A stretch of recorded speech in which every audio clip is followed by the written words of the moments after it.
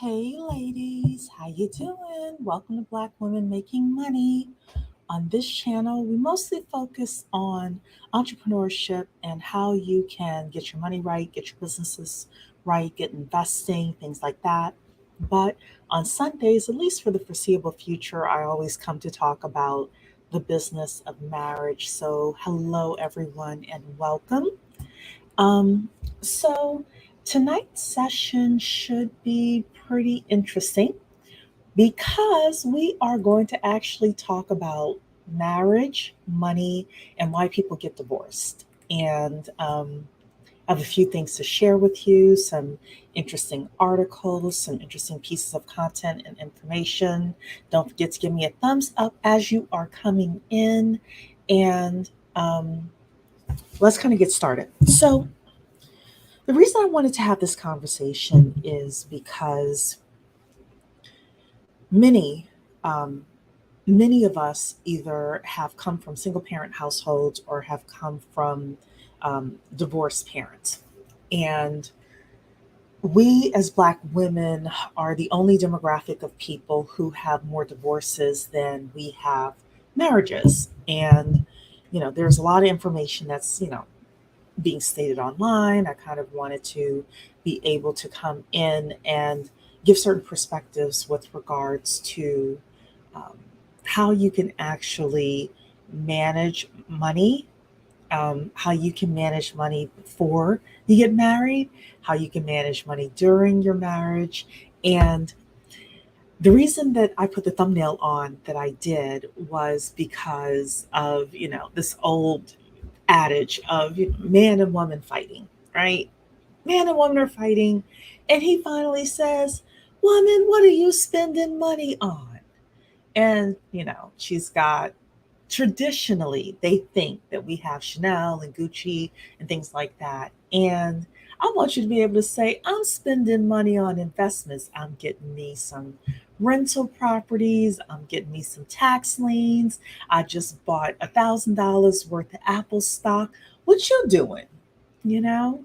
Um, and that look, that's the whole point of tonight is to kind of talk about some of the reasons why um, couples get divorced. There's a lot of us as Black women who are mismatched with partners, and I didn't really pull up that article, but it's a popular article. If I could find it really quickly, we'll go through that. But more importantly, I just wanted to kind of leave you all with just a few words with regards to, like, you know, being on one accord in a marriage financially. Now, there are other things you need to be on one accord with regards to marriage and getting married, and especially having children with somebody. Y'all know every week I say that there are other people who are more qualified than me to help you through that. I am a girl that thinks that Black women need to start dating out, expand your options. But I'm not a Black male basher over here. I say, you know, especially when it comes to having children, that you need to find a man who is going to be the best husband for you and the best husband for your children. And that is the point of me being here. So, everybody, put a one in the chat. Let me know that you can hear me, and we're going to hop right in. I got a couple of things to show you tonight. So, first thing I'm going to show you is this article here. It's a blog. They have some dated information, but I still think a lot of it is so valid. And you know what I wanted to talk about tonight really was like the causes of divorce. And there's a stat that says that when a divorce happens, usually people know 4 years prior to the divorce happening.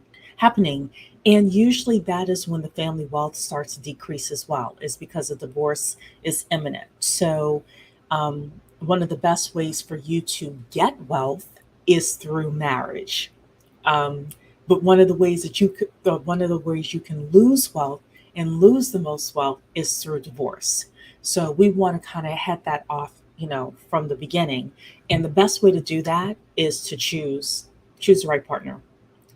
And what I'm here to do is just tell you how to do that from a financial point of view. Again, there are other things you need to think of, but I'm just here to talk about finances. Even though this article does kind of give us a little bit more than finances. So, the causes of divorce, they have the 13 most common reasons. We're not going to go through all of them, but there's been a lot of cultural shifts in attitude and behavior over the past 75 years, has helped to redefine the meaning of marriage. In turn, these shifting beliefs have also normalized largely eliminated the stigma that once shrouded divorce. The idea of marriage as a lifelong commitment has changed significantly and gradually evolved to an emphasis on individual fulfillment and satisfaction. So I'm going to stop right here. Okay, great. You all can see me. Good. Thanks, Computer and Coin. Okay, so there are a lot of people out there now. Let me know if you all are seeing this that are like, oh boy, the good old days. Oh boy, if we could get our families back the way they were in the 20s and 30s and 40s, you know?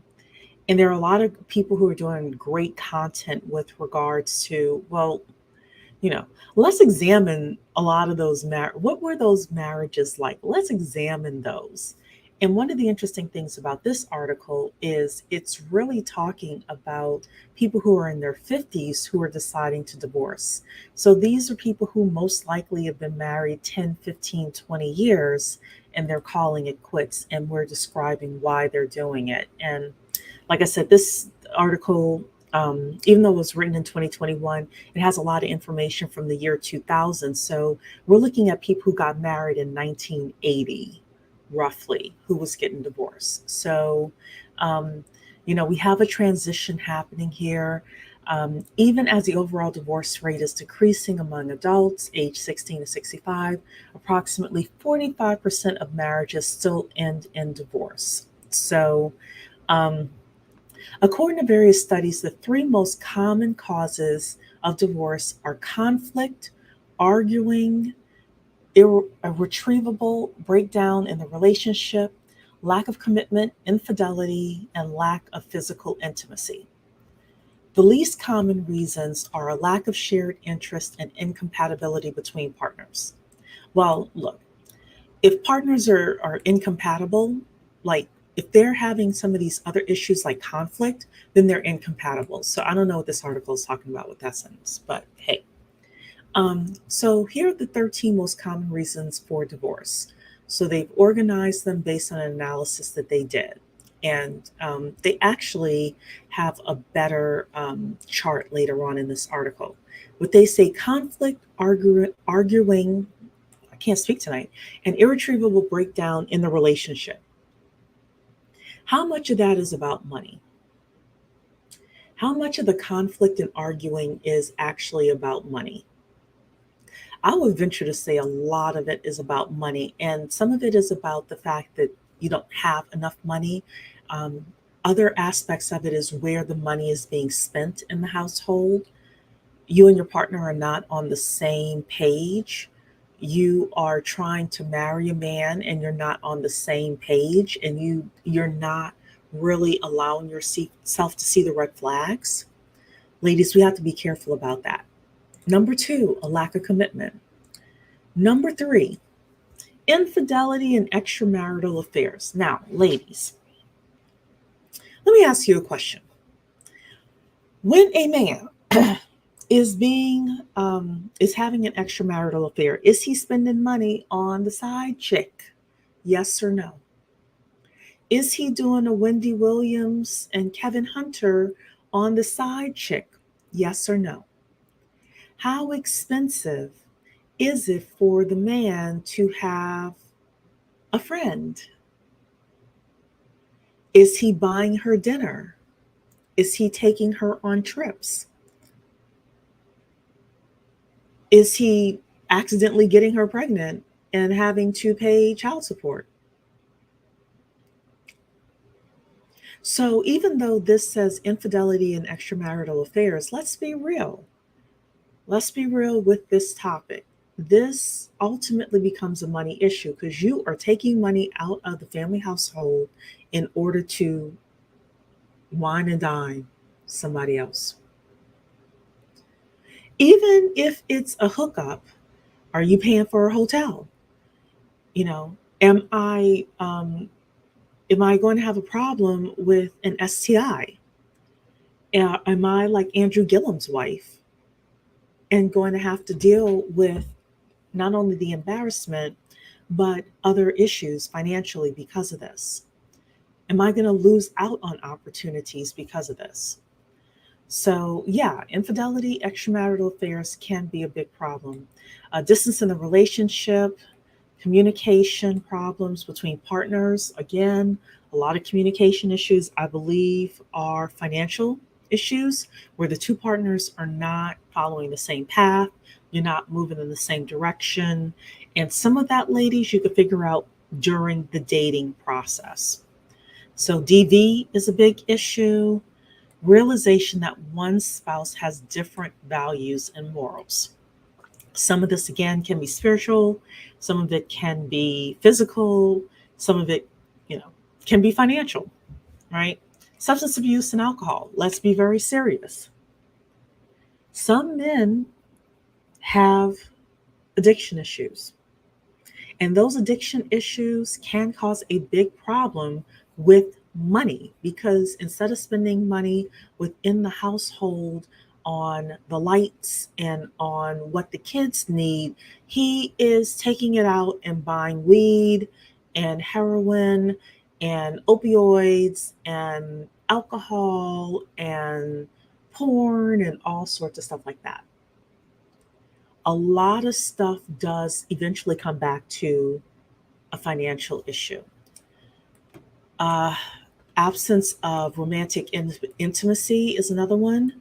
One partner not carrying their weight in the marriage. How many within our marriages, how many of us as Black women are carrying more of the financial weight that we did not agree to?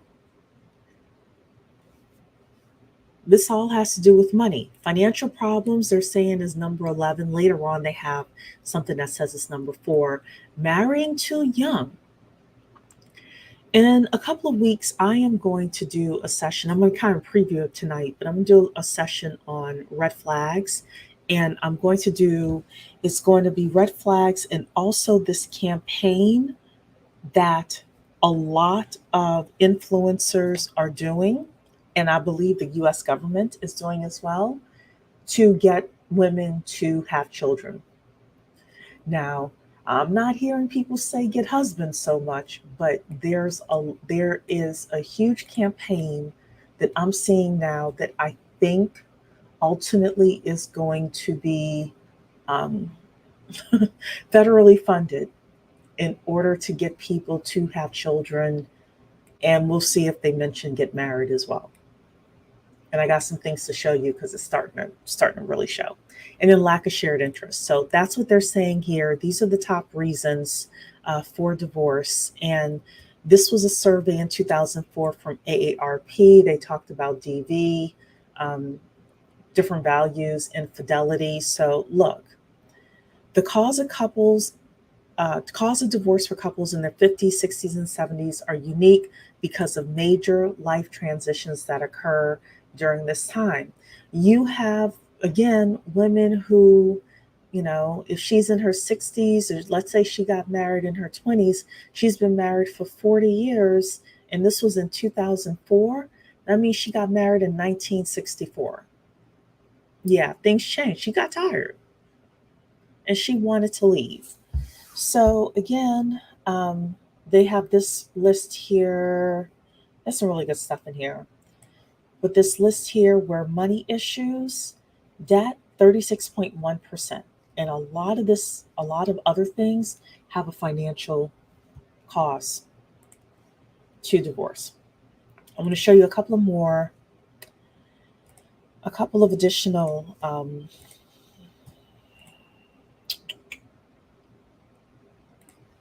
yeah, this was a good one here as well. This is from womensdivorce.com. Again, reasons for divorce. They have infidelity being a big one. Again, part of infidelity is you spend my money on who? Y'all are going where? You got her pregnant, child support. What are you talking about? So, yeah, that's a part of it. They have money here is 6%. They have incompatibility. They don't say anything here about financial abuse, but we know that part of it is financial abuse. And then growing apart, people aren't talking, people aren't, that's the lack of commitment that everyone keeps talking about. And then the final thing that I want to show you here is this again, 10 leading causes of divorce in the United States. So, according to the American Psychological Association, about 90% of us get married before we turn 50. Some of those marriages go the distance, withstanding the test of time and flourishing for decades to come. Others fall upon rocky times. In fact, the APA notes that somewhat causes the divorce rates to be high. I think they messed that sentence up. There is no answer. There is no one answer to that question where between 40% and 50% of marriages end in divorce. So, but what I really wanted to show you here, leading causes of divorce, including infidelity, which we talked about before, financial disagreements they had up here closer as number two. Within any marriage, there will be areas of disagreement or even incompatibility. Some of these are more serious than others, and one of the most consequential of all is personal finance. Simply put, tension over personal finances can be a significant source of friction. If spouses have different desires with regard to lifestyle, different values when it comes to frugality and spending, or different long term financial goals, it can lead to conflict. In many marriages, a financial disagreement becomes the final straw that leads to divorce.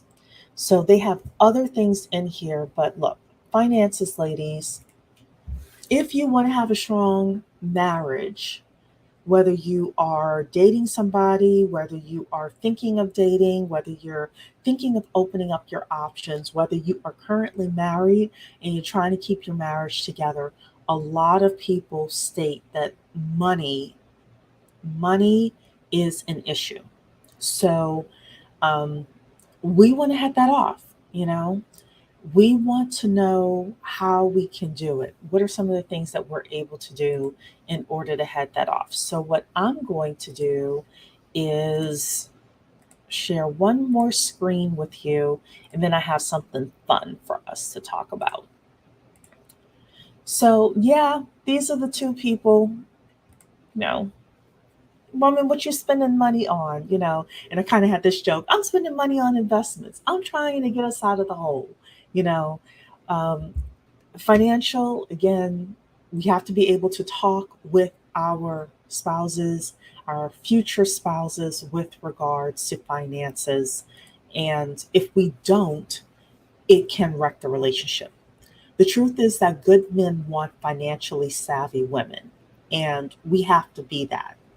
You know, if we want a man to come to the table financially correct with us, we do also need to prepare ourselves and be financially correct as well. So, you know, one of the things you need to think about as you're dating and as you're thinking of getting married is that there are money personalities. So, some people are savers, some people are spenders, some people are hoarders, investors, gamblers, and money monks.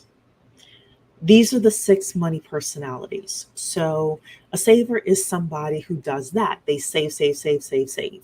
You know, um, my father was a hoarder more so than a saver. But some people will not spend money on anything. And in a way, that can be a great characteristic. But in a way, if you want to enjoy life a little bit, and there's no compromise there, then the two of you may not be compatible. Some of us are spenders. Now, the reason why I had my original topic being, yes, I spend money, I spend it on investments, is because if you are a spender, ladies, I'm going to encourage you not to think, well, now I've got to turn and reverse and be a saver. I want you to think about different things you could spend money on. So instead of spending money on, purses and shoes and things like that, even though I am a girl who says that every once in a while you should treat yourself, right? But have a financial goal and then treat yourself as a reward. But focus on spending money for on real estate or on stocks. On the weekends, what are you perusing for, right? Are you going down certain neighborhoods? Are you on Zillow looking for investment opportunities? Again, are you um, in, like, I use Stash in order to buy my stocks, or TD Ameritrade, I have an account there. I'm looking in the Wall Street Journal for great stocks to purchase. I'm looking to always be in the market.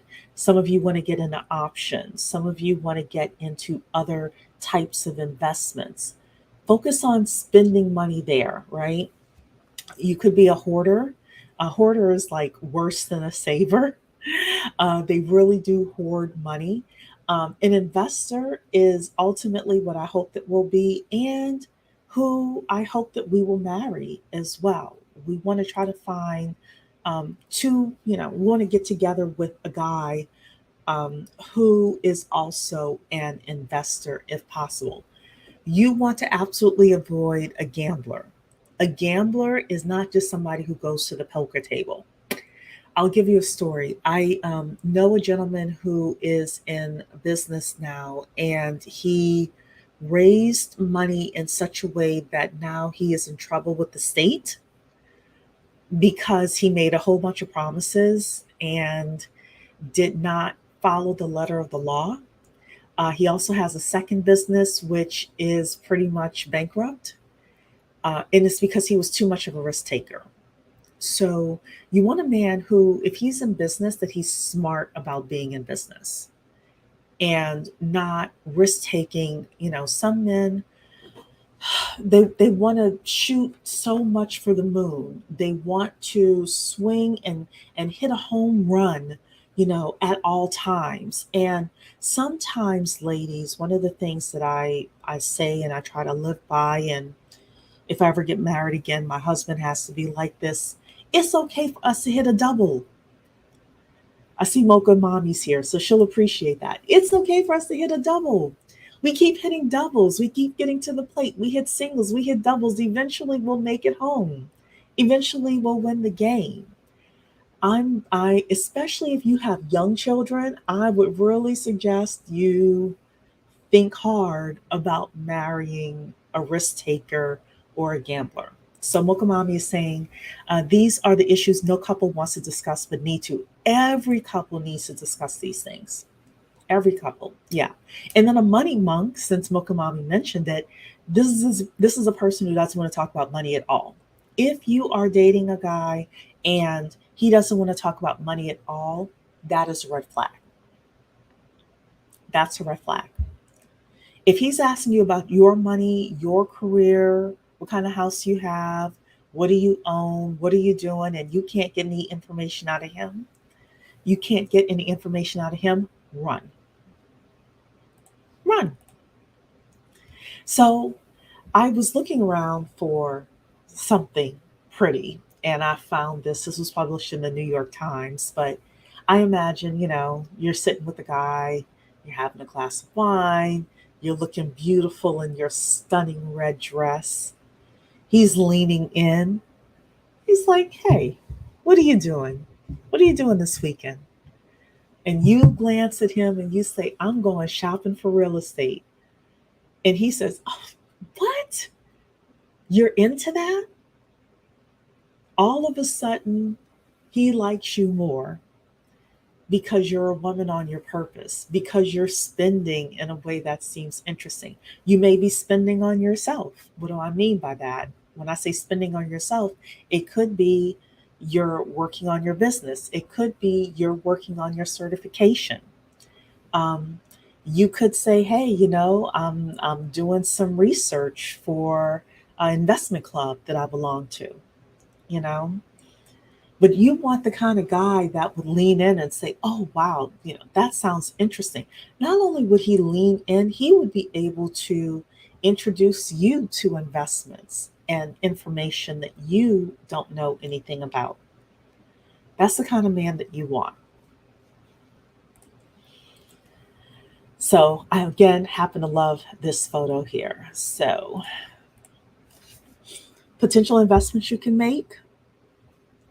When we talk about spending money, you want to make it, you want to spend investments on money making skills, family business, your business. You could spend money on paying off debt, on getting a good credit score. And I don't mean just paying credit repair people, I mean paying off your debt in such a way that your score goes up, and on potentially a family investment club. So there's all sorts of stuff.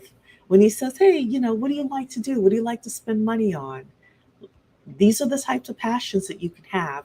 And the right man, like this guy here, is going to lean into that and is going to love what you are talking about because you're a woman on her purpose. The final thing I want to show you tonight is how the wealthy invest. So, when we start thinking about investing and putting our family banks together, or just investing for ourselves, there are things out there called family offices, and family offices are usually families that have $5 million or more of investable assets. And um, this was shown to me by somebody else, I should say that, and they had their asset allocation of 10 million family offices, and this was 2020 to 2021. Where did they put their money? And 27% put it in real put sorry 27% of their portfolios were allocated to real estate. So you want to have that.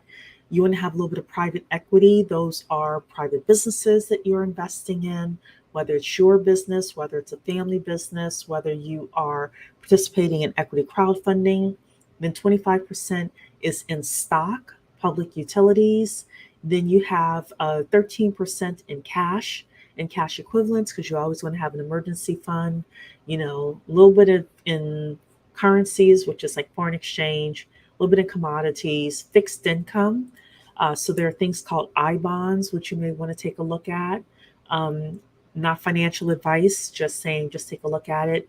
And then ultimately, like the rich are investing in hedge funds as well. So again, I think that this is all, interesting things that you want to think about. We started off today talking about divorce and reasons why people are getting divorced.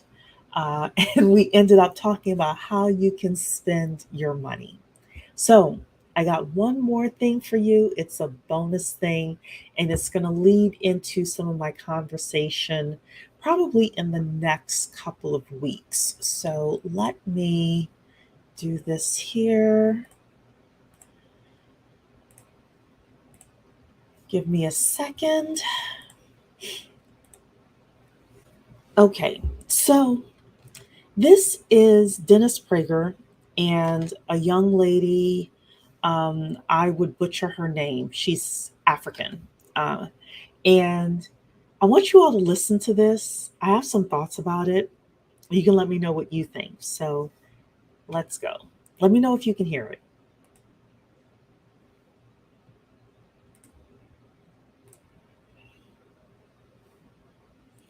Okay, I'm sorry. I forgot to announce what this is. This is Dennis Prager, who is a super conservative guy talking about Andrew Tate and and modern masculinity.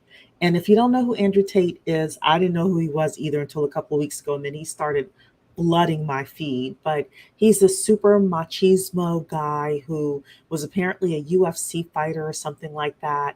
Over the past 6 months or so, became really big on the internet, and social media ended up shutting him down. Um, and he talked a lot of masculinity things. But I want you to hear this conversation here, and again, a little bit of the conspiracy theory that I have going on.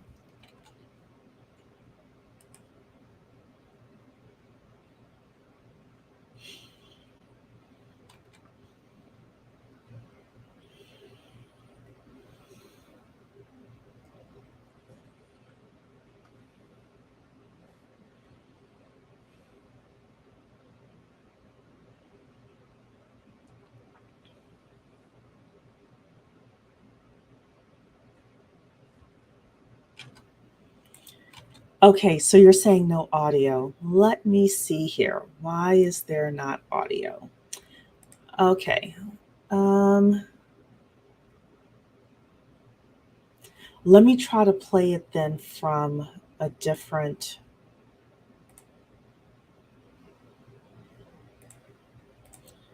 place.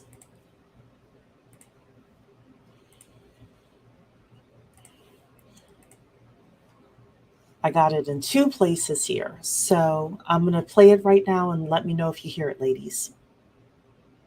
Dennis, Yep. are you ready? I am. Okay, so I have to warn you, there's a bit of very firm language. There's some curse words I in can this handle video. Andrew Okay. Tate is going to be addressing some, quote, Western women in this video in their take on a career versus children. Mm-hmm. Okay. Sorry, my headphones fell off. If you're not gonna have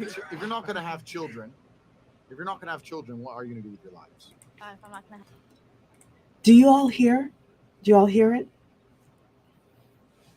Yeah, okay, perfect. So I'm going to just move it back again just a little bit so you can hear it from the beginning.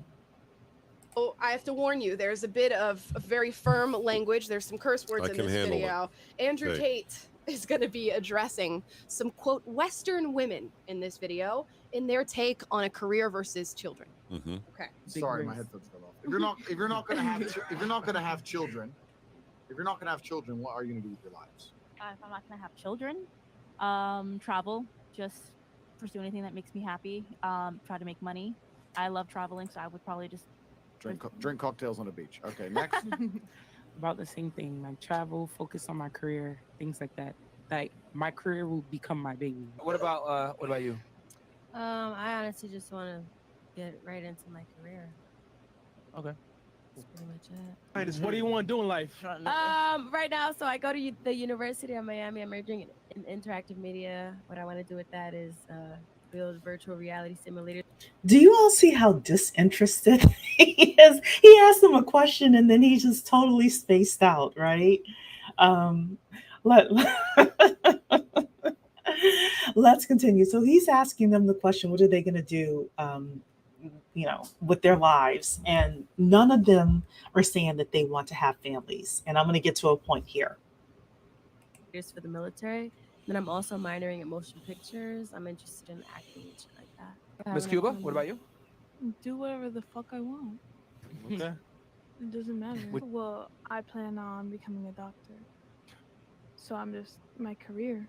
Your career. I'm Okay. passionate about it, so A life without children is vapious, and it's inane and it's pointless. And you may sit here and think that your career matters, but the truth is that your job will fire you out of whim and not give a second, don't give a solitary shit. And when you're 52 and you're past it with no grandchildren in a house by yourself, and all your friends have grandchildren in this beautiful life, and you're sitting there by yourself. Did you all see who they pointed the arrows at? There's a point to what I'm saying here. Did you all see who they pointed the arrows at? Let's move it back just a little bit. Got my conspiracy cap on. With no grandchildren in a house by yourself, and all your friends have grandchildren in this beautiful life, and you're sitting there by yourself, do you think the fact that you can afford a few extra Gucci bags is going to genuinely make you feel happy? I was at my grandmother's 93rd birthday. I looked there. My grandmother had 9 children. There was my father and 8 more. They all had a bunch of kids, blah, blah, blah. I stood there and I looked at my 93-year-old grandmother, and there was a whole room full with maybe 70 people that came from that one woman. Isn't that remarkable? Yeah. That nobody cared about her career. Nobody asked what job she did. Nobody asked how many times she went to the club. Nobody asked if she had time to go to festivals. No, you had 70 sentient beings, including myself, full of life from one woman who dedicated herself to being a mother and a good husband. Nobody asked if she was happy. Nobody asked if she had a good marriage. Notice that, right? Notice the things that they left out. And I have to say, Dennis Prager is like a super conservative guy. If you all know what PragerU is, I never thought I would see Fresh and Fit on PragerU, but this was probably the best clip that they could find. So let's keep going here, because I do have a point here. A good wife. That is beautiful. And if you sit here and genuinely think that you're going to work your ass off through your fertile years, and by the age of 54, You're not going to be suicidal alone with a cat. Then you're dumb. But The that- I happiest really women do on think- earth have children and a man who's paying the bills and their mothers. That's The right. happiest people on earth. I guarantee it. Your is mothers, true. ask your own mother, do you Nah. regret having me? She's going to say, of course Obviously not. You're the not. best thing that ever happened to me. So now you're going to sit here and you're going to end your own Come on, man. bloodline? All your ancestors were out there surrounded by saber-toothed fucking tigers trying to survive on the streets out there in caveman days just to get to the final end where we have all the medical care and you can live in a nice warm house for your fucking selfish ass to say, no, I don't want kids. I'm too busy in the fucking strip club or going to fucking Oh, Mallorca to have a pina colada on the beach. It's absolutely insulting to your entire bloodline. Everyone above you has ever done and struggled for. All the times your grandparents went to work when they didn't feel like it, just for you to exist. For your selfish ass to say, no, me and my passions and my dreams and my shit drawings and my Instagram page is worth more than ever having children. You're a selfish fuck. Fuck that. You should all have kids. Okay. As you can tell, Okay, so listen to his response. And then once he gives his response, I'm going to chime in and tell you what I am hearing here. Okay. he's very passionate about the subject matter. So this is not what I expected. I saw him just a day ago Mm-hmm. on Tucker Carlson, Mm-hmm. and I was saddened that when he talked about men and masculinity, spoke about everything but becoming a husband. But Oh, notice that, right? You noticed how this guy here, Mr. Conservative, Mr. White Guy, said he talked a whole lot of crap about women not having children and how selfish it is, but he never said he wanted to be a husband. These people are not promoting husbands. They are promoting baby mama.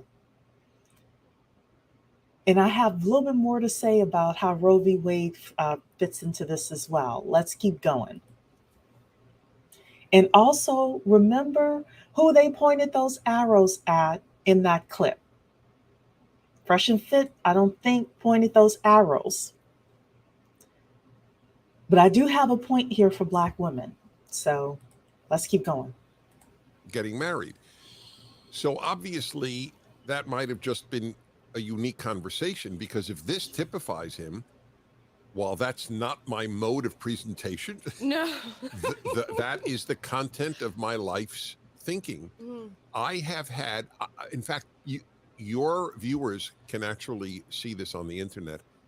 A few years ago, I did something. I have over 1,000 columns on the internet, 20 years of 50 columns a year. So that's a lot. Yes. I devoted one in all of those 1,000. All I did is transcribe a phone call from a caller, a woman exactly. Listen to this carefully. Listen to this carefully, because this is the part I want you to hear. Like that, 50 years old, called my show, because one of my hours each week of my radio show is devoted to men and women. It's called the Male Female Hour. And this was the topic that day. And she called in to say she has a PhD. She makes well into six figures income. She has a great job. And she goes home at night. Did I say she was about 50? Did I say that? Yeah. Yep, about 50. And she goes home exactly what he described, to an empty house. And she regrets terribly that she bought the career Kool-Aid. There's nothing wrong in a woman having a career. There's something wrong if she thinks that will bring her satisfaction, Right. like a good husband and a family. By the way, so of course I say good husband. A bad husband is not going to bring you joy. Right. It's not at all. Right, and it's a gamble. But so as a bad career is a gamble. Who promised you a good career? How do you know you'll be working with people that you enjoy or who are decent and honest? Right. There are no guarantees in life. So you're not guaranteed a good career if you pursue career. You're not guaranteed a good husband if you get married. However, all things being equal, it's better. There's Right. Okay, so the reason why I wanted to show that is because this is my conspiracy theory. Y'all can let me know what you think. I think that there is going to be a huge campaign for convincing young women under the age of 30 to start families and start producing and reproducing earlier. I think there's a huge trend, a super huge trend of um, of young ladies saying, "I want to focus on my career. I'm not interested in getting married." They're seeing a lot of stats saying that single women are happier than married women. People are seeing the stats that it costs $300,000 in order to take care of a child. They're seeing the stats that, that the government is probably, they may not offer school lunches in a lot of places anymore, things like that, right? So I'm a woman of business, and this has nothing to do with the divorce thing or anything we talked about earlier today. This is just my thought process, and you all can let me know what you think in the chat. I think from a business point of view, we have started seeing where they are trying to, there's a lot of advertising for upwardly mobile Black women to start dating out, right? I think the next big thing we're going to see, just like a Got Milk campaign or the campaign, to reduce your fat in your diets and things like that. I think the next big campaign we're going to see is the campaign for women to start having children, to actually reprogram teenagers and young girls to want to have children. And you all can let me know what you think about that. I'm looking at it from a business point of view. I'm looking at it from a cultural point of view. In a couple of weeks, I want to do a little bit of just some things I'm starting to see in the marketplace. Y'all know there's always ways to make money from these things. There are ways to protect yourself, your granddaughter, your daughter, sorry, your granddaughters, etc. But I think this is very interesting culturally. And I see here Computer and Coins saying, aren't there new financial incentive programs in Eastern Europe for women to have children? Not just Eastern Europe I hadn't heard of, but I know in like Korea, South Korea, they're paying women to have children. I know that China has a huge problem with population decline. And there are so few women there, and a lot of Asian women marry out. So, so there's incentives. There's incentives now. They're sending a lot of the Chinese men to Africa to mate with African Black women. So yeah, look, there's going to have to be a financial incentive in the United States. That wouldn't surprise me at all. First, I think there's just going to be a general ad campaign. And they didn't mean for Andrew Tate to get in front of it and do it like this, right? But I guess, he was speaking to the incels, so okay. But there's going to be, the reason why I showed you that clip is because there was Andrew Tate. There's, even though Fresh and Fit didn't really say anything, he's on Fresh and Fit, which is a specific demographic. And then you have the super conservative Dennis Prager and Amala, I can't say her last name, echoing the same thing. And we're starting to see it in other places as well, where people are starting to echo this sentiment. People are starting to echo, your grandmother, she had 70 people at her birthday party, and no one ever asked her about her career. And no one ever asked her about anything. You're selfish if you don't have children. I'm telling you, this sentiment is going to be said in a lot of different ways to young girls, including potentially in the classroom, including I have seen other mothers talking about the fact that fathers are starting to say these things to their daughters. These things are really I'm telling you, and Joyelle is saying part of what I'm thinking as well. They need to focus on teaching boys how to be good husbands and fathers. You're right. And we do not see that as a campaign. Now, Dennis Prager mentioned it. I don't know what he's doing about it, but I haven't seen anything, but it's not like I'm deep in a Prager U. But I think that girls are more amiable and more pliable than boys are. And what we have done since the 1960s is we have not only, like, Black women were always ahead of the curve, right? We never were not able to work. But what we have seen and what has happened since the 1960s is we have been able to give women not only the opportunity, but the ability to be able to make it on their own.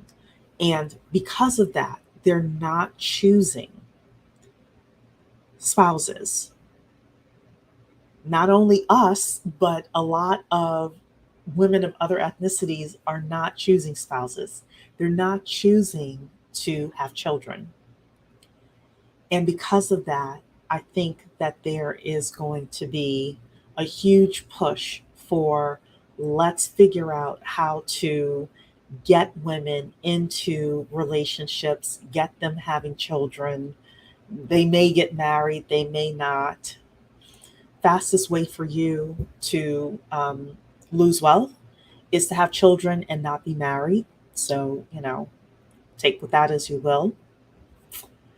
But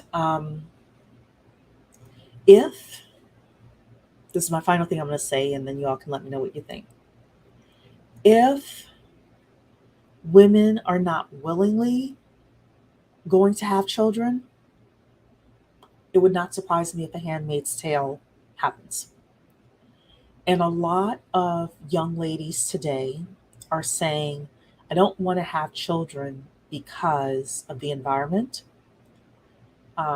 because of, I was listening to Meghan Markle mentioning that she didn't want to have more children because of the environment, because of the cost, because they're saddled with student loan debt, all sorts of reasons why young women are saying, no, this is not for me, because they can't find a good man, because they don't want to settle, because they're focused on their career in their 20s. They want to be economically stable, all of those things. And the US government is getting to a point where they're going to need more people. They're going to need more people. And in order to get that, they're going to ask politely. And then if they don't get what they want politely, they're going to ask more politely. They're going to dangle incentives. And then if they still don't get it, well, we'll see what happens there. So that's not to scare you. That is to say that keep your eyes open for, if you're in advertising, PR, influencer, anything like that, there's probably going to be money coming your way. There's probably going to be a big push of influencers.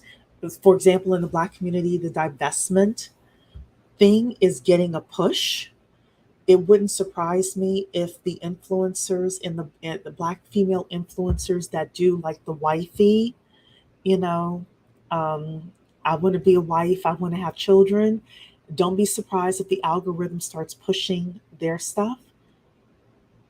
And it may not be for Black women. It may be for other types of women. Again, if you all saw where the arrows were pointed, they weren't pointed at the dark-skinned girl. They were pointed at the other two girls, right? Don't be surprised if your algorithm starts pushing a lot of this content. There's always, again, ways to make money. Don't be surprised if Plan B starts getting scarcer and scarcer. All of that stuff. So yeah, that's my theory. That's my theory. I'm just one little person here. I'm just kind of telling you, keep your eyes open. And and be watchful of it. And in a couple of weeks, I'm going to come back and do more of a full presentation on some things that I'm seeing in the marketplace here. But in the meantime, this is a business of marriage. And if you want to have children, I am in full support of you doing that. Choose a good husband. Definitely choose a good husband for that, because that's going to be the most important decision you make, is who will be the father of your children. So with that, everybody, thank you so much. Have a happy Labor Day, and I will see you all next week. Take care.